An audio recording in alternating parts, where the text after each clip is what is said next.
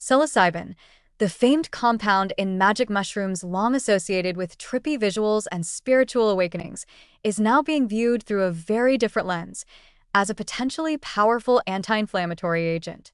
That's right, the same molecule that once fueled counterculture concerts and questionable fashion choices may turn out to be one of the more surprising allies in the fight against aging-related disease. And not because it makes you forget you're aging, but because it may help slow down the process at a cellular level, starting with inflammation. Systemic inflammation is one of the most consistent and dangerous drivers of aging, earning its own nickname in scientific circles: inflammaging. It's the slow, chronic, smoldering kind of inflammation, not the obvious swelling from an injury, but a persistent overactivation of the immune system that silently degrades tissue, disrupts metabolism, accelerates telomere shortening, and drives conditions like arthritis, Alzheimer's disease, cardiovascular dysfunction, and even certain cancers. In a way, it's like a leaky faucet in the body: drip, drip, drip, and eventually it floods the basement. Enter psilocybin, the molecular overachiever with an unusual resume. While most research has focused on its effects in the brain, reducing depression, PTSD, anxiety, it's now becoming clear that those mood-lifting powers may come with some potent physiological side effects, especially when it comes to modulating inflammation across multiple systems. Psilocybin works primarily by acting on serotonin 5-HT2A receptors, which are heavily concentrated in the brain but also found in the gut, the cardiovascular system, and on various immune cells.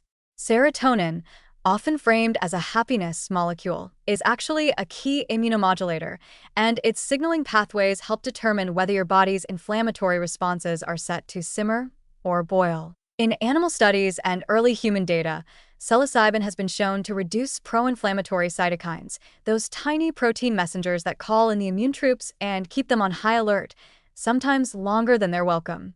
Specifically, psilocybin seems to downregulate TNF-alpha and IL-6, two inflammatory markers that are notorious for being elevated in aging populations and in nearly every chronic degenerative disease. Reducing these could mean quieter joints, healthier arteries, less neural inflammation, and more room for the body to focus on repair instead of damage control. And there's another layer to this: the stress-inflammation loop. A chronic psychological stress is a huge driver of systemic inflammation. Cortisol spikes from persistent stress don't just make you feel frazzled. They dysregulate immune function, promote oxidative damage, and fuel inflammatory pathways that speed up aging from the inside out. Psilocybin's well-documented ability to reduce anxiety and reset emotional processing circuits may indirectly reduce inflammation by dialing down this hormonal chaos. In that sense, a well-placed psychedelic experience may function like a full system reset, mentally, emotionally, and immunologically. There's also growing speculation that psilocybin may enhance vagal tone, the activity of the vagus nerve, which connects the brain to key organs and helps regulate the parasympathetic nervous system.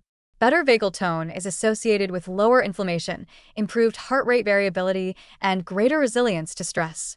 If psilocybin can subtly strengthen this neuroimmune pathway, it might help aging individuals shift out of the chronic fight-or-flight loop and into a more regenerative, anti-inflammatory state. Even in neurodegenerative conditions like Alzheimer's disease, where inflammation plays a central role in the breakdown of neurons, psilocybin is being investigated for its neuroinflammatory modulation.